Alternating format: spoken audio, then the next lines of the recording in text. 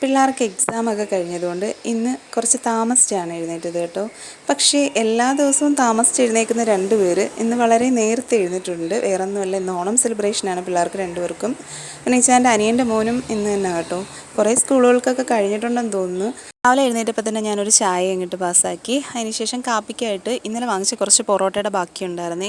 അപ്പോൾ അതങ്ങ് ചൂടാക്കിയെടുത്ത്, പിന്നെ കുറച്ച് ദോശയും കൂടി ഇരിപ്പുണ്ടായിരുന്നു, അതും ചൂടാക്കിയെടുത്ത് പിള്ളേർക്ക് കൊടുത്തിട്ടുണ്ടേ.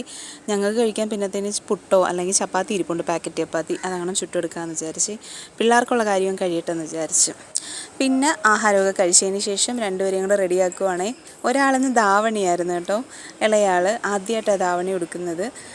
ആളുടുത്തേക്കുന്ന പാവാട എൻ്റെ ദിയാക്കുട്ടന് ആദ്യം വാങ്ങിച്ച പട്ടയുടെ ഉടുപ്പിൻ്റെ പാവാടയാണേ. ബ്ലൗസ് ഫ്ലാവിക്കുട്ടൻ്റെത് തന്നെ. ഷോളും ഞാൻ മെനഞ്ഞാന്ന് പോയി കടയിൽ പോയി വാങ്ങിയതാണ് കേട്ടോ. കഴിഞ്ഞ വർഷം ഞാൻ ഇളയാളിനെ മലയാളി മങ്കയായിട്ട് ഒരുക്കിയിട്ടുണ്ടായിരുന്നേ. അതിന് ഫസ്റ്റും ഉണ്ടായിരുന്നു.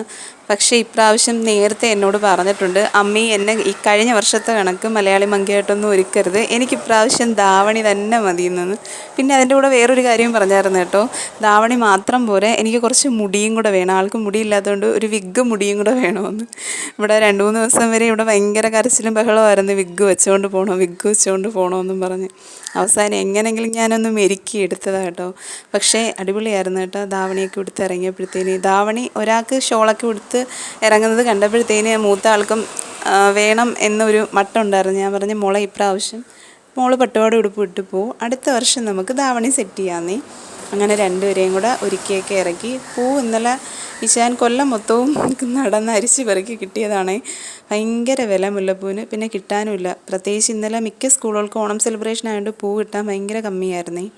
അങ്ങനെ ഞങ്ങൾ റെഡിയായി ഇറങ്ങി. ഡെറിക്കുട്ടനും റെഡി ആയിട്ടുണ്ട്. പിന്നെ 3 പേരെയും കൂടെ നിർത്തി കുറച്ച് ഫോട്ടോയും വീഡിയോ ഒക്കെ എടുത്ത് ആദ്യം ഫ്ലാവിക്കുട്ടനെ കൊണ്ടാക്കി. വണ്ടിയിൽ നിന്ന് അങ്ങോട്ട് ഇറങ്ങിയതും കുഞ്ഞാറ്റ ഒന്ന് കൈ പിടിച്ചുകൊണ്ടങ്ങ് പോവുക. കുഞ്ഞാറ്റി എന്ന് പറയുന്നത് ഇവിടുത്തെ പപ്പാടെ അനിയൻ്റെ മോളുടെ മോളാണ്.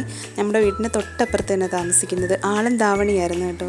അതിനുശേഷം പിന്നെ ദിയാക്കുട്ടനെയും കൊണ്ടാക്കി. അപ്പോൾ ഇത്രയൊക്കെയുള്ളേ, നമ്മുടെ ഓണം ഇങ്ങ് എത്തി. അപ്പം നമുക്കിനി ഓണത്തിൻ്റെ വീഡിയോസൊക്കെ കാണാവേ.